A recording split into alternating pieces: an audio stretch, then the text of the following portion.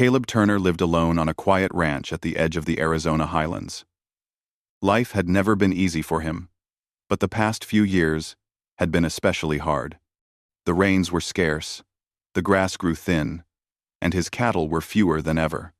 Still, he woke up every morning before the sun, fed his animals, repaired fences, and did his best to keep his ranch alive. He was not rich, he was not famous, and he had no one waiting for him at home. But he had a strong heart and a simple belief. One warm afternoon, Caleb rode out with his mule, Dusty, to gather some dry firewood.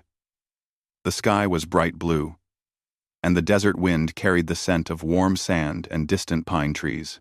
Caleb guided Dusty along a narrow path near a shallow riverbed that had mostly dried up. As he stopped to pick up a bundle of branches, he suddenly heard something faint, almost like a cry. At first, he thought it might be an animal, but then he heard it again. It sounded human, soft and tired, as if someone was calling from far away. Caleb paused, listening closely. The sound came once more, carried by the breeze. It made his heart tighten. He knew that anyone lost out here could be in real trouble, especially with the strong heat. Without wasting time, he mounted Dusty and followed the direction of the cries. The sound led him toward a bend in the dried riverbed. As he approached, he saw something unusual. Part of the riverbank had slid down, leaving a pile of dirt, branches, and broken shrubs. Next to the fallen slope were two figures sitting on the ground. Caleb blinked, unsure at first if his eyes were fooling him. The two figures were women, but they were taller and stronger looking than anyone he had ever seen before. Their clothes were simple, their long dark hair covered in dust, and both looked exhausted. When they heard Dusty's steps, they lifted their heads. Caleb saw fear in their eyes. Not fear of him exactly, but fear from whatever had happened before he arrived. He raised a hand slowly, trying to show he meant no harm. "It's all right," he said gently. "Are you hurt? Do you need help?" The sisters exchanged glances. One of them, the older one, spoke a little English. Her voice was soft, but tired. "We stuck," she said, pointing to the slope behind them. "Ground came down. We could not move." Caleb dismounted and looked closer. The younger sister had her foot partly trapped under a fallen log from a washed-out tree. Fortunately, it wasn't too heavy, but she couldn't pull free. The older sister had bruises on her arms where she had tried to dig them both out. It was clear they had been working hard, for hours. Caleb felt a deep wave of worry for them. He didn't care who they were or where they came from. They were two people who needed help, and that was enough for him. "I'll get you out," he said firmly. He started digging around the trapped foot with his hands. The dirt was dry and rough, and it scratched his fingers. But he kept going. Dusty stood quietly behind him, as if understanding that this moment mattered. The sun beat down on Caleb's back, but he kept working until the log was loose enough that he could pull it aside. "Try now," he told the younger sister. She moved her leg slowly and finally freed her foot. She let out a quiet sigh of relief. Caleb offered her his arm, and she accepted it. She was tall and strong, even while injured, but her steps were unsteady. He helped her sit in a more comfortable spot beside her sister. After checking that her foot wasn't badly hurt, Caleb brought out his water canteen. Both sisters hesitated at first, unsure if it was meant for them. Caleb smiled kindly. "You need it more than I do." The older sister nodded gratefully and gave the water to her sibling first before taking a sip herself. Their faces softened as they drank, and Caleb was glad he had come along when he did. He tried to ask more questions, but the sisters only knew a little English. They told him their names. The older one was Nalangji, and the younger was Sonsi.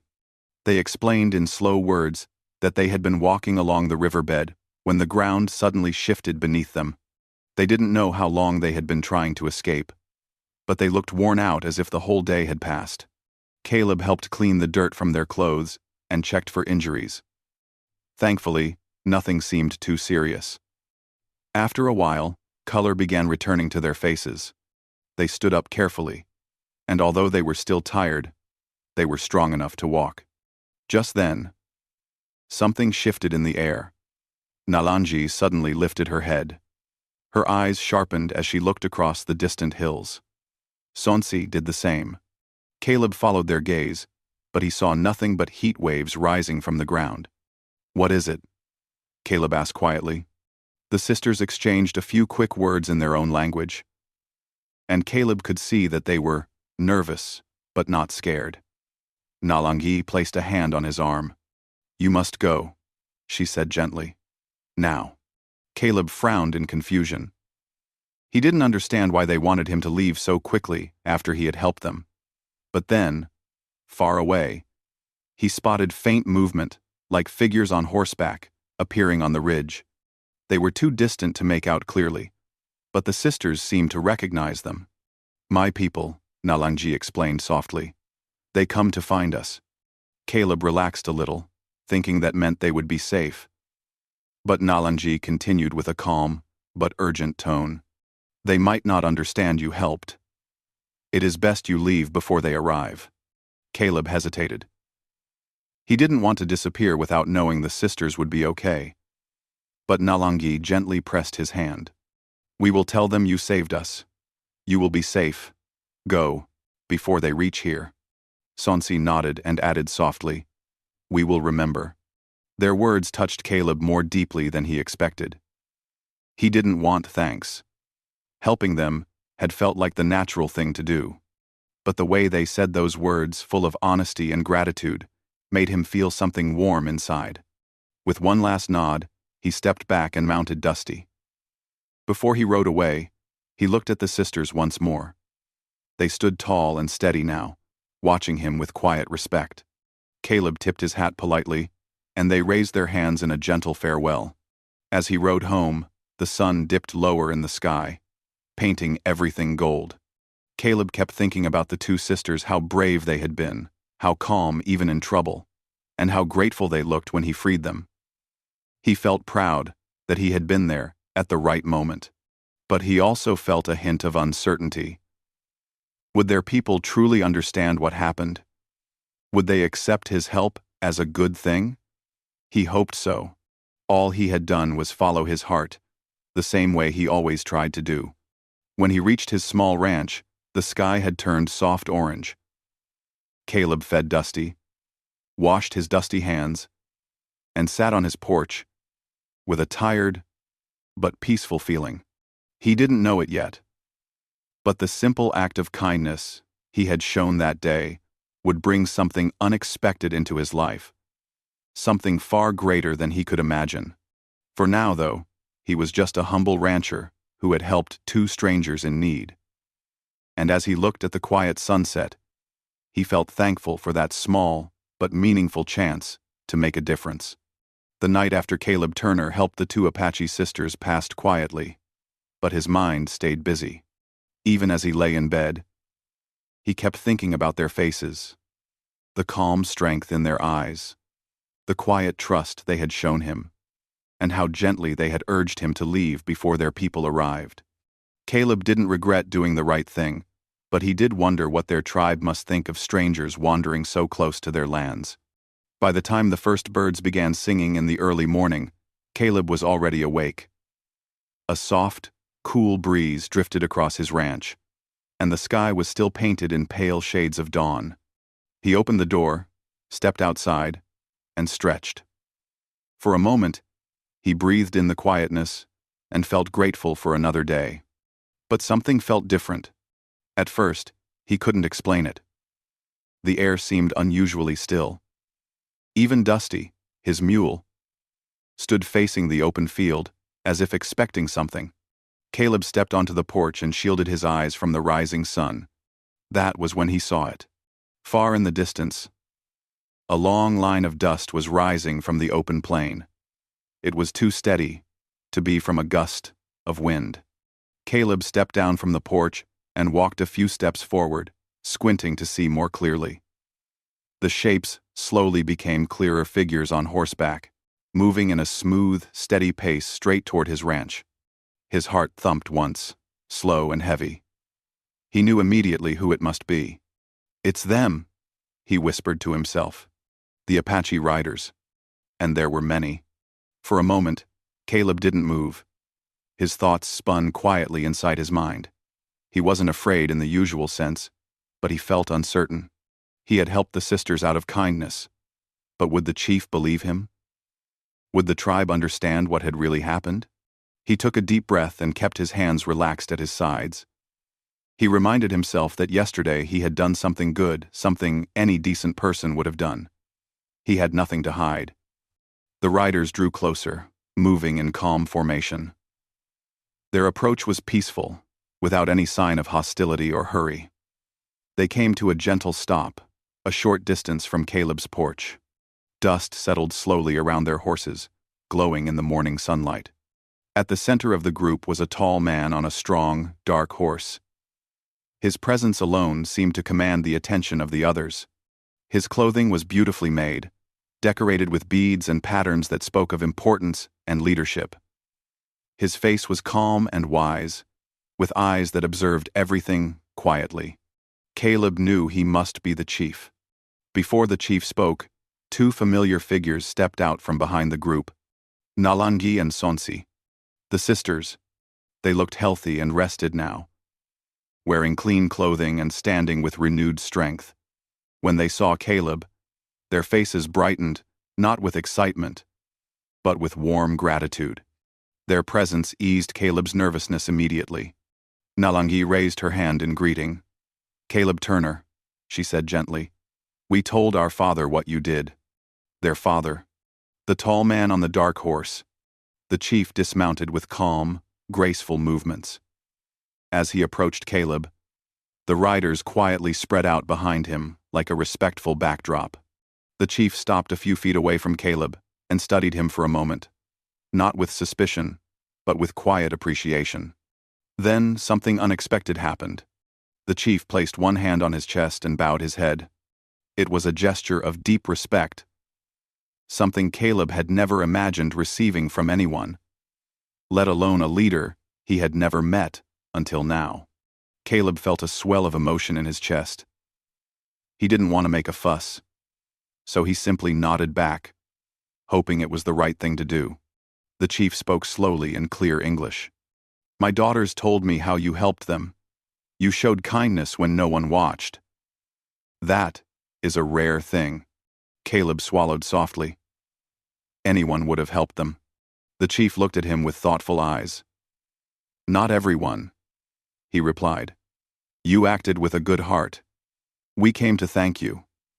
He motioned to another rider behind him.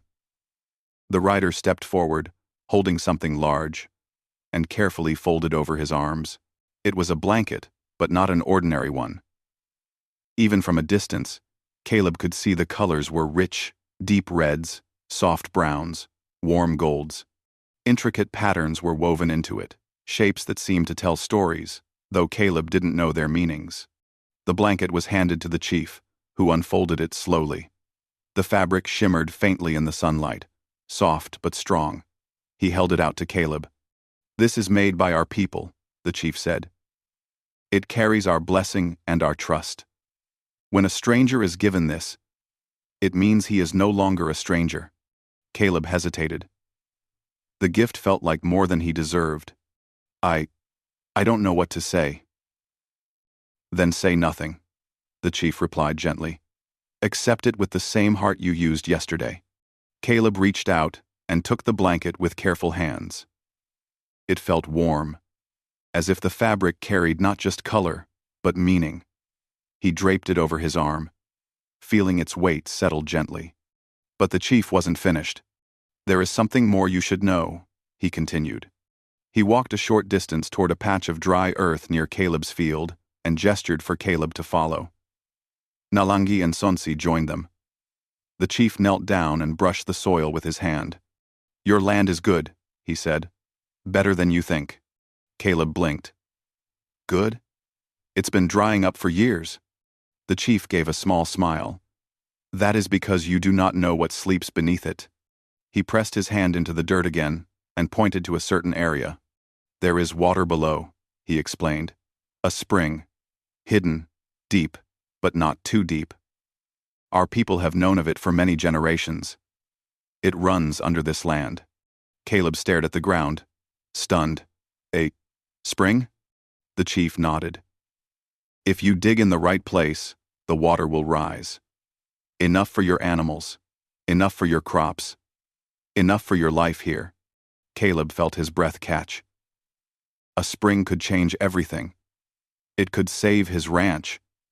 It could give him hope again. But why tell me this? He asked quietly. Sansi spoke softly. Because you helped us when you did not have to. Nalangi added. Because kindness should return in a good way. The chief rose to his feet. Our people respect balance. You gave, without asking. Now, we return the gift. Caleb looked from the chief to the sisters, his heart full. He had never expected anything in return for his simple act. Yet here he was, holding a sacred blanket, standing over land that held the promise of water, surrounded by people who had come in peace and gratitude. The chief stepped closer and placed a hand lightly on Caleb's shoulder, a gesture of friendship. We will leave you now, he said. But know this. Our hearts remember what you did. If you ever need help, send a message by the riverbed. We will come. Nalangi and Sonsi smiled warmly at him. We will visit again, Nalangi promised. Caleb nodded, unable to find words strong enough to match the moment. The riders mounted their horses once more.